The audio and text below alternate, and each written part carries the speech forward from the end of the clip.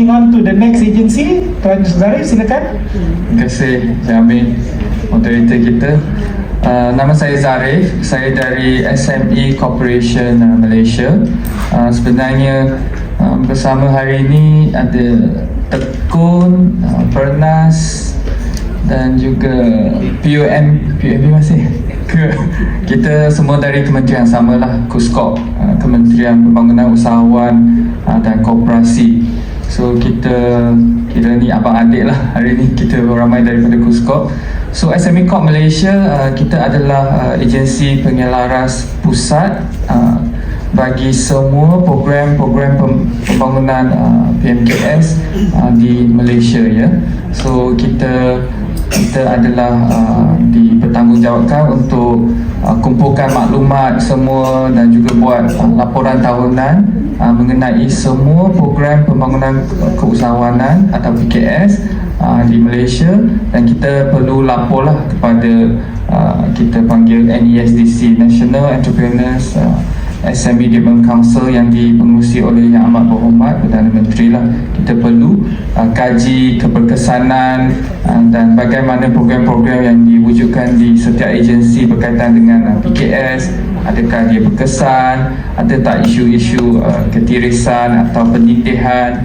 Kita perlu betulkanlah. Itu adalah peranan utama di SME Corp.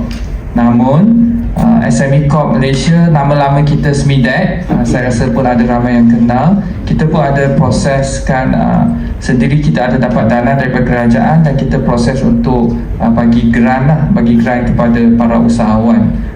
Kita open lah selagi tuan-tuan dan puan-puan adalah PKS atau tadi Tiff Komar ada cakap SME kan, SME tu nama orang putih lah, Small and Medium Enterprise. So tadi mereka cakap MSME pula, so itu pun Micro, Small and Medium Enterprise. Kalau dalam bahasa Melayu adalah PMKS, Perusahaan Mikro, Kecil dan Sederhana. So di Malaysia ni sebenarnya ada definisi PMKS. Bila merata kata tadi dekat 80% adalah kategori mikro, bermaksud syarikat tersebut jualan tahunan dia kurang daripada 300,000 setahun atau kurang daripada 5 orang pekerja tetap. Itu definisi perusahaan mikro. So 8% adalah perusahaan mikro dan selebihnya adalah kecil dan sederhana. So sekiranya PMKS ni dalam kategori 80% mikro 80%, lebihnya 20% saja. So threshold dia adalah bagi sektor pembuatan atau kilang lah. Kalau jualan kurang daripada 25 juta atau jumlah pekerja kurang daripada 200 orang, maksudnya awak adalah PKS lah. Kalau sektor perkhidmatan, kerana dia lain sektor perkhidmatan dia services sector, jaranglah kita jumpa restoran yang ada upah sampai 200 pelayan, 200 waiter itu tak adalah. So that's why untuk sektor perkhidmatan dia punya had adalah dia punya jumlah pekerja adalah 75 orang atau jumlah jualan tidak melebihi 20 juta. So itu adalah untuk sektor perkhidmatan. So kita ada definisi tersebut. So tadi Asyik cakap mengenai PMKS kan. So inilah definisi yang kita gunakan. So di SME Corp kita ada program daripada kita cover semualah. Kita ada tube Tunas Usahawan Bumiputra, di mana kita latihkan belia Bumiputra kita yang umur kurang daripada 30 tahun, tidak melebihi 30 tahun, untuk mulakan perniagaan. Kita akan buat training, kita macam ala bootcamp sikit. Lepas tu kita akan bagi grant sebanyak 15,000 untuk dia mulakan perniagaan. So kita ada yang dari start. Kita juga ada program BID, Bumiputra Enrichment Enhancement Program BID, yang di mana dia bagi grant sehingga 500,000 grant bersamaan sehingga 500,000. Dan kita juga ada program yang bagi syarikat yang sudah saiz sederhana untuk dia jadi syarikat besar lah. Kita ada buat program macam E50, National Mark of Malaysia, National Mark of Lepas tu kita ada bantu dia disenaraikan di pusat lead atau ACE atau main market. Kita pun ada buat begitu untuk syarikat PKS yang sudah size sederhana lah, yang dia sudah cukup syarat. So kita ada tengok secara keseluruhan, kita ada tengok. Cuma di SME Corp kita sendiri hanya proses yang grant lah.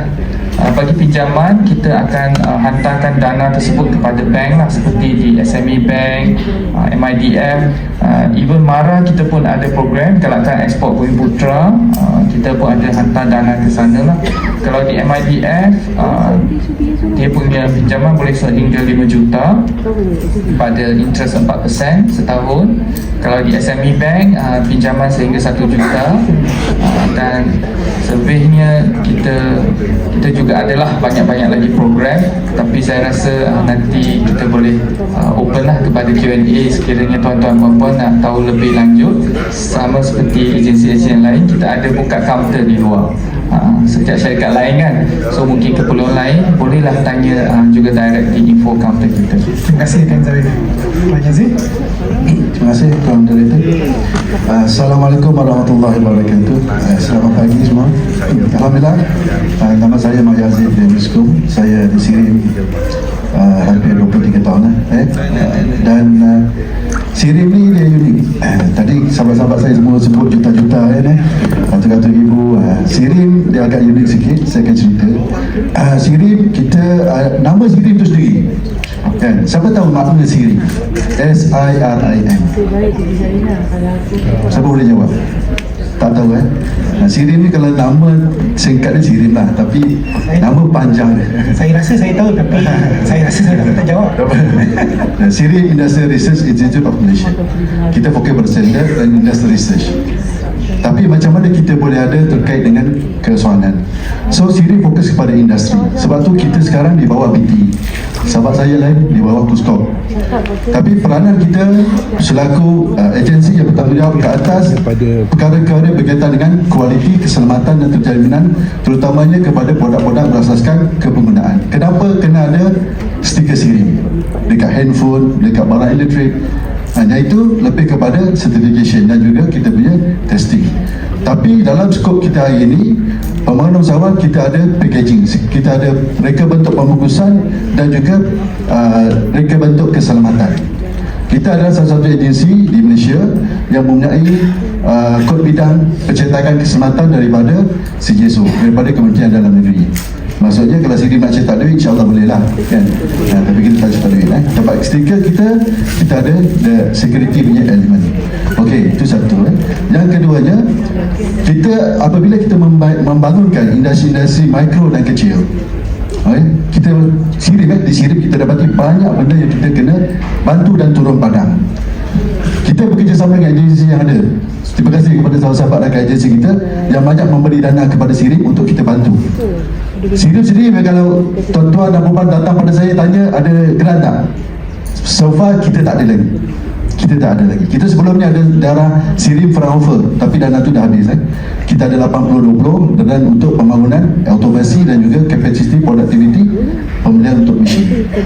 Okey, saya ambil satu program kita bersama dengan usahawan mikro, dengan Tekun dan juga agensi yang lain. Kita bantu mereka macam mana nak tingkatkan packaging. Apa masalah dengan packaging sebenarnya? Apa masalah dengan label? Label ni dia ada akta. Kalau kita perhatikan dekat label tu sendiri, dia ada akta pelabelan yang memenuhi kriteria sama ada KPD NSGP ataupun KKM.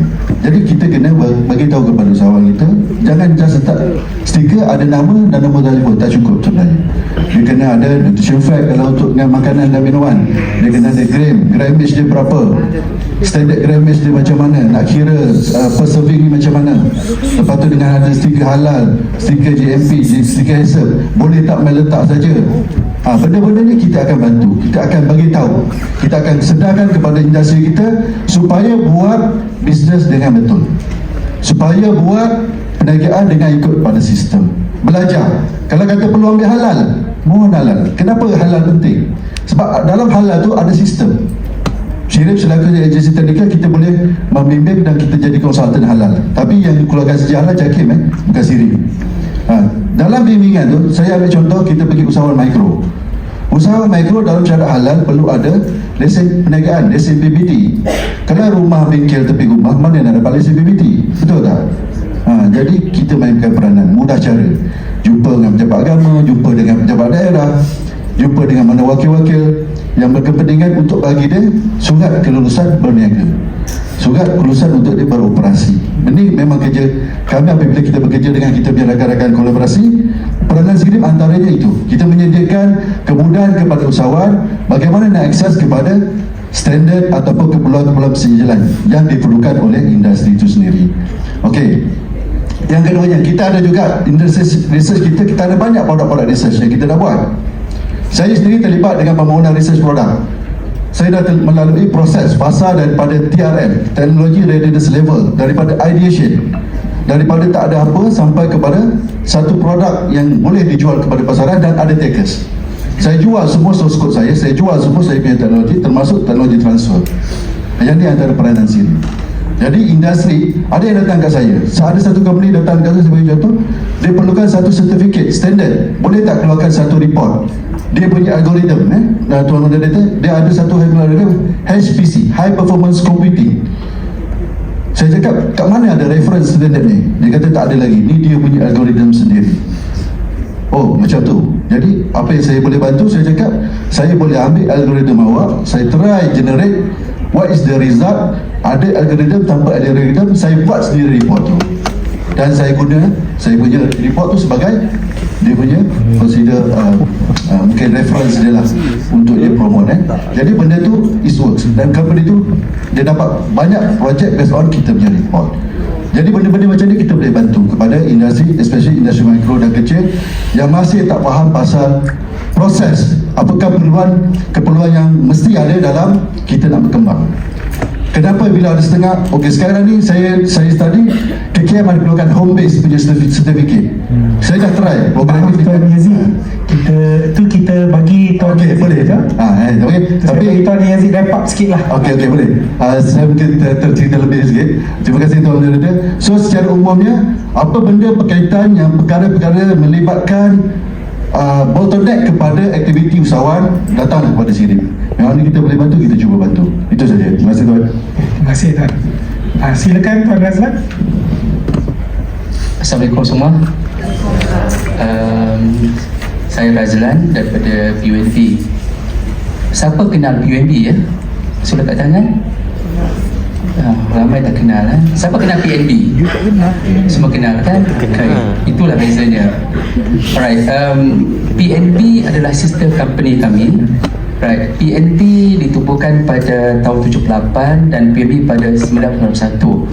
Right, PNB lebih kepada company yang dah matured dan dah pergi listed semua tu, dan juga amanah saham dia.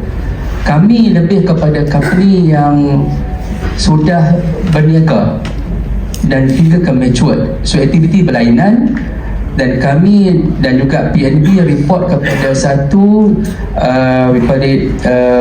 pelabur atau pemegang saham utama, iaitu Yayasan Pembangunan Bumi Putera, YPB.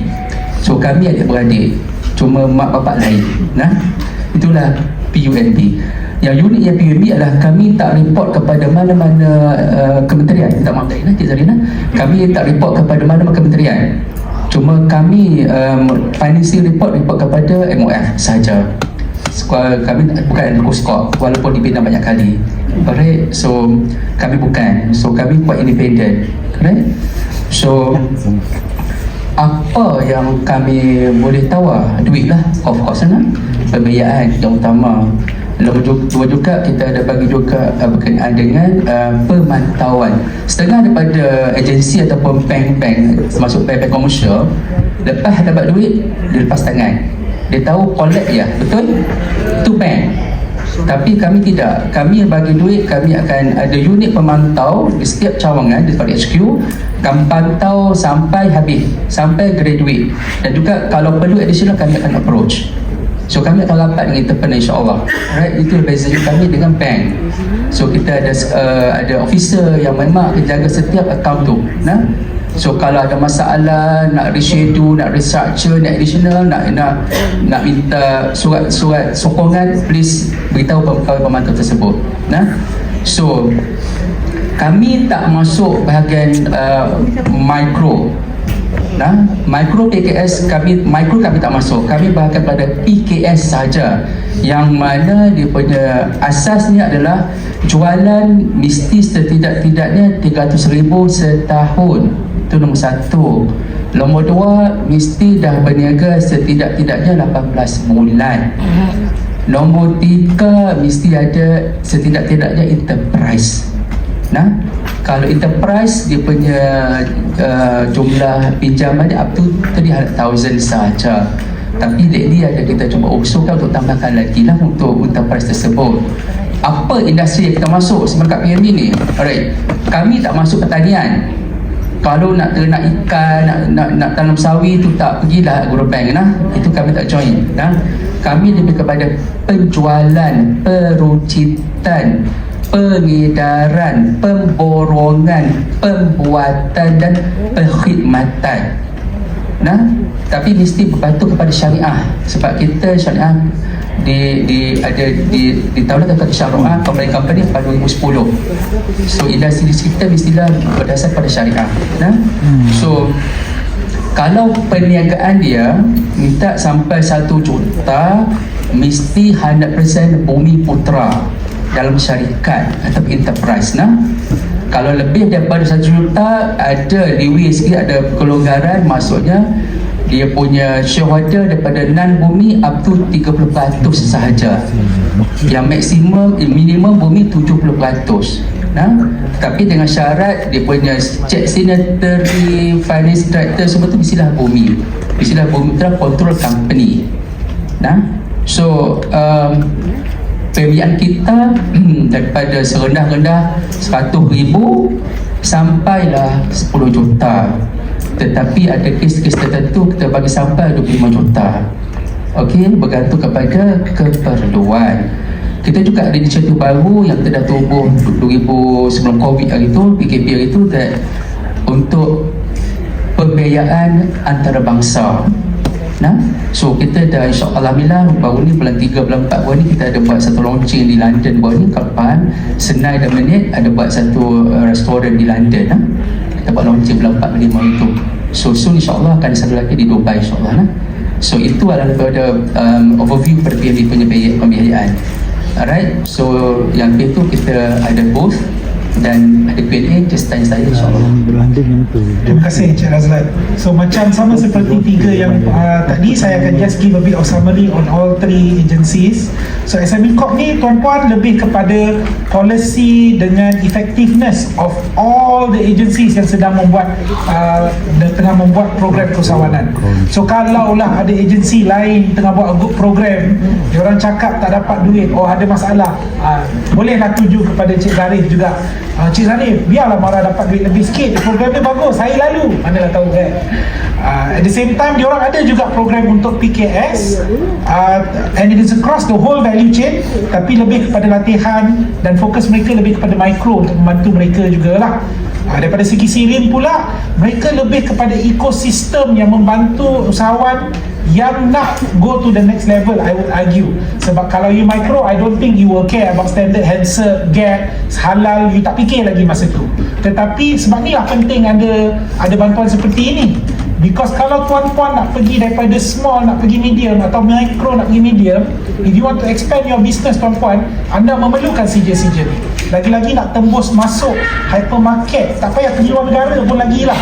You nak masuk hypermarket pun diorang ada standard safety semua yang diorang require, baru dia akan bagi jual produk ni dalam pasaran-pasaran ini. So mereka yang membantu usahawan-usahawan make this jump to that next level. Okay, PUNB pula fokusnya Bumi Putra tetapi lebih kepada small and medium. Saya nak ingatkan macam Tuan Zarif sebut tadi, kita panggil aja small and medium, tapi medium pun dah berjuta-juta dia punya jualan tahunan. So jangan kita pandang rendah pula walaupun kita cakap medium. So they help you take it further to the next level juga. So daripada small and medium ni, what do you need? Do you need a bigger premise? Do you need more rolling capital? Do you need research and development, technology transfer? So lebih kepada inilah saya rasa Sirin PUNB punya peranan lah. And of course beza PUNB, and this is very important tuan-puan, kalau you ambil any of their facility, there will be a certain level of scrutiny. Dia mesti nak tengok, nak pantau sedikit, nak memastikan you are on the right track. Sebab diorang perlu memastikan ROI terhadap pelaburan mereka ke dalam syarikat anda, the soft loan. Sebab tak nak duit tu kena roll kepada entrepreneur lain. So kalau you jenis usahawan yang tak suka perkara-perkara itu, memang susah sedikit lah. There must be some give and take kalau you nak access to some of the incentive yang diberikan oleh kerajaan lah. Tapi insyaAllah you can raise some of those issues nantilah. Okay.